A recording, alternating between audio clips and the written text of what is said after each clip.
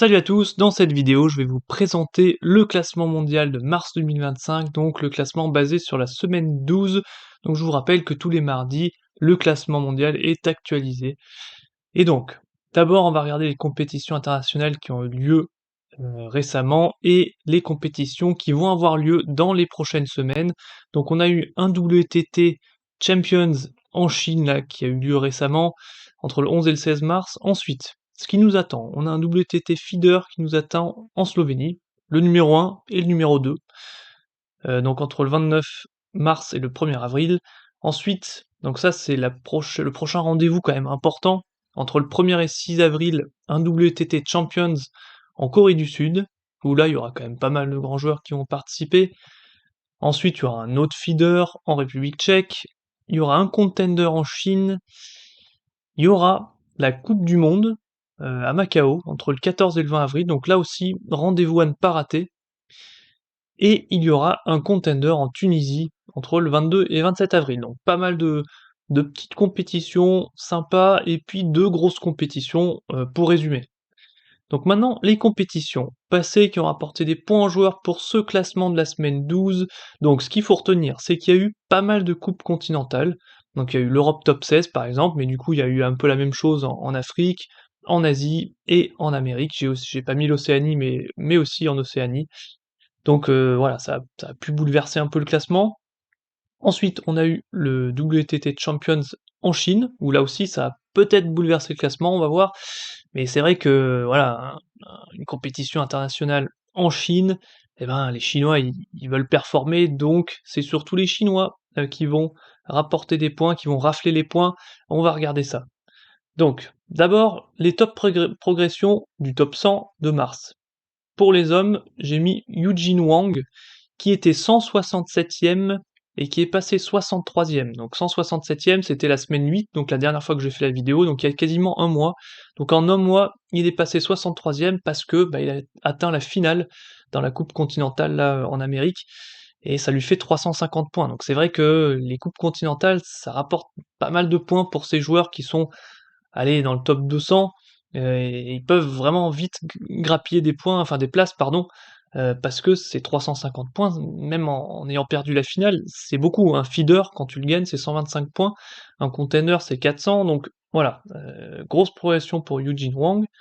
Ensuite chez les femmes, j'ai mis Han Ying, l'allemande, qui n'était même pas, qui n'avait pas de classement parce qu'elle s'est blessée et elle n'a pas pu participer à des compétitions pendant un certain temps, et elle est passée direct 56e donc en un mois, parce qu'elle a remporté les top 16 Europe, et donc 500 points d'un coup, bah, ça lui l'a propulsée à la 56e place. C'est vrai qu'elle était souvent dans le top 20 avant, et puis c'était la meilleure classée chez les européennes. Donc maintenant, le classement chez les hommes, on a Lin Shedong en tête, suivi de Wang Chuqin, Harimoto 3e, donc revient sur le podium, le japonais. 4e, Liang Jingkun perd une place, Hugo Calderano 5e, gagne une place et double Félix Lebrun qui est 6e, 7e, Truls Morgar, 8e, Patrick Francisca, 9e, Alexis Lebrun, qui continue de progresser, hein, il est vraiment en forme, il rattrape son frère, hein, même en termes de points, il y a à peu près 700 points d'écart. 10e, Lim Gaoyuan, 11e, Chu Dang qui perd 2 places, 12e, Zhang Wujin, 13e, Jorgic, 14e, Lin Yunju, 15e, Anton Kalberg, 16e, Bénédicte Douda, 17e, Jonathan Groth, l'Autrichien, Quadri Aruna 18e, gagne une place et double Omar Assar qui est 19e, et Ovtcharov qui s'accroche à la 20e place. Maintenant, nos Français. Félix a perdu une place par rapport à la dernière fois, Alexis gagne une place, et ça nous fait 2 Français dans le top 30, mais on pourrait même dire 2 Français dans le top 10, ce qui est vraiment incroyable. Simon Gauzy, 51e, perd 13 places. Donc Simon Gauzy. Thibaut Poré, 55e, gagne 5 places. Lilian Bardet, 70e. Jules Roland, 97e. Et ça nous fait donc 6 Français dans le top 100. Joe Seyfried, 211e. Flavien Coton, 105e. 211 points. Flavien Coton, 109e. Esteban Dor, 123. Et Chanakudzu, 144, qui perd 10 places. Le focus, je l'ai fait sur Simon Gauzy, donc cette fois-ci, pour comprendre pourquoi il a perdu des places, pourquoi il a il a atteint je crois 51e, hein, si je me souviens bien de ce que j'ai dit il y a 30 secondes, hein, mon cerveau fonctionne bien, ça se voit. Et donc, eh ben, il a perdu donc 200 points d'un coup, en fait, c'est des points qui ont expiré, vous voyez là, en haut, encadré en rouge, 25 février 2025. Bah, à ce moment-là, il y a la Coupe du Monde, donc par équipe, qui a été du coup expirée. Et donc 200 points en moins, ça fait du mal, ça fait mal, ouais. Donc voilà. Ensuite, on a chez les femmes Su Ningxia en tête, suivi de Wang Manu, Wang Yidi. Donc là, c'est encore impressionnant l'écart entre Su Ningxia 11 300 points et Wang Yidi 4 375.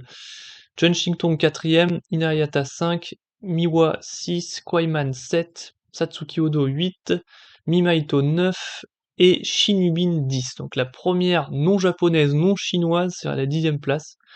Cheng Yiqing 11 gagne une place, Chen Tianyi 12, Bernadette Sox 13e, et elle reste devant Paul Canova.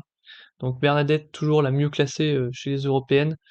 15e Miu Hirano, 16e Adriana Diaz, 17e Kiara Miu. Bruna Takahashi revient dans le top 20, après avoir battu Pritika Pavad justement dans la dernière grosse compétition là. Rojojia 19e et Chunyi 20e. Focus, Pritika Pavad devient la mieux classée française, avec, en étant 25e, et c'est la seule française dans le top 30. Jianan perd 22 places, elle est 43e. On va regarder après pourquoi. Charlotte Lutz 81, et ça nous fait 3 françaises dans le top 100. Audrey Zarif 122, Camille Lutz 152, Léana Auchard 195e, 224e pour Nina Guozheng, 266 pour Stéphanie Leyette, 277 Isa Koch qui grappille 31 places, et Cléa de Stoppler 302e. Alors, Yuan Janan, ben, elle avait gagné les top 16 Europe en 2024, sauf que, eh ben, il y a eu les top 16 Europe là, qui ont eu lieu récemment, et du coup, ben, ça a fait expirer la dernière compétition, enfin la compétition de l'année passée. Sauf que dans ces top 16 là, elle n'a pas gagné. Donc du coup, on passe de 500 points à je sais pas combien elle a remporté dans les top 16, mais pas beaucoup. Et c'est pour ça qu'elle a dégringolé. Euh, voilà, c'est tout. Donc merci d'avoir suivi ce classement. N'hésitez pas à donner votre avis. Et puis, on se retrouve dans un mois à peu près pour un update de ce classement. La semaine prochaine, c'est la journée 4 en départemental, donc on passe de compétition internationale au niveau mondial à la départementale, gros choc, mais on se marre quand même, et donc je partagerai cette vidéo dès que possible. Merci à vous, à la prochaine.